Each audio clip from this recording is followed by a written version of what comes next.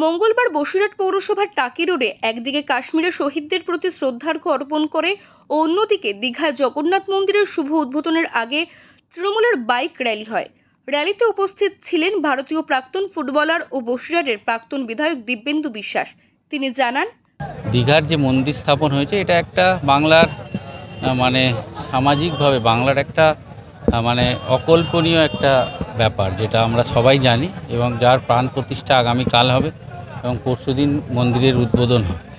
সেই উপলক্ষে আমরা বসিরহাটের প্রতিটা মানুষকে জানাতে চাই যে মমতা বন্দ্যোপাধ্যায় একটা অসাধারণ সৃষ্টি, যার উদ্বোধন আগামী পরশু এবং কাল প্রাণ প্রতিষ্ঠা হবে। সব মানুষের মধ্যে এই যে এরকম একটা মন্দির উদ্বোধন হচ্ছে, আমরা সবাই মিলে তার জন্য সারা বসিরহাট জুড়ে মানুষকে জানানোর জন্য।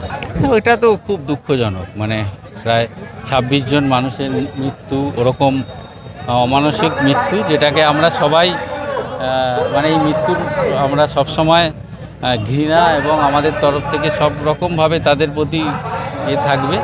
তবে এই মানুষগুলোর প্রতি শ্রদ্ধা জানানোর আয়োজন করেছে, সেখানে আমরা শ্রদ্ধা জানিয়ে আমাদের এই মিছিল ছিল। এছাড়া উপস্থিত ছিলেন বসিরহাট তৃণমূলের সাংগঠনিক জেলার চেয়ারম্যান সরোজ বন্দ্যোপাধ্যায়।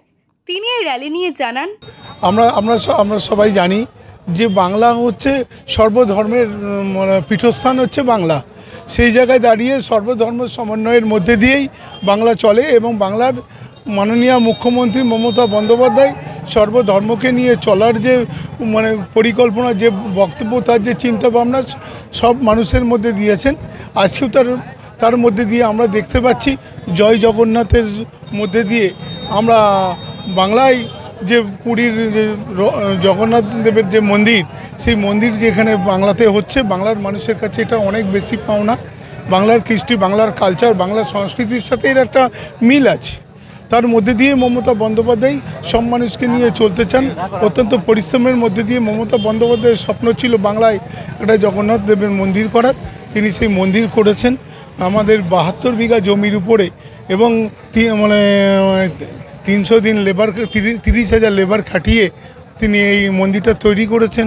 আমরা আগামী ২৯-৩০ তারিখ তিনি তিনি এই মন্দিরটা ওপেন করবেন এবং সেই জন্যেই আমরা অপেক্ষায় আছি এবং আমাদের বহু ছেলেরা আজকে পথে নেবে মানুষের কাছে বাংলায় যে সমন্বয়ের মধ্যে দিয়ে চলে সেই বার্তা পৌঁছে দেওয়ার লক্ষ্যে রাস্তায় নেমেছে।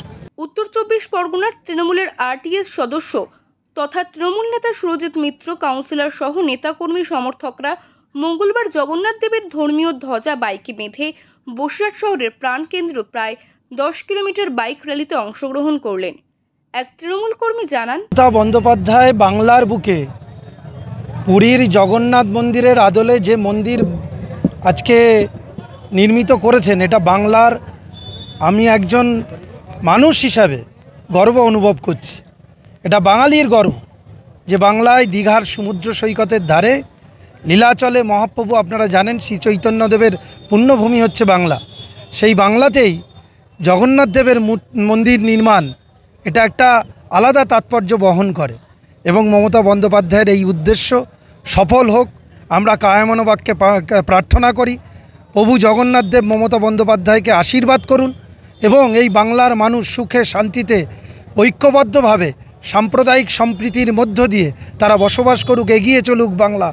এই আশীর্বাদ যেন প্রভু জগন্নাথ দেব মমতা বন্দ্যোপাধ্যায়ের ওপরে আশীর্বাদ করেন।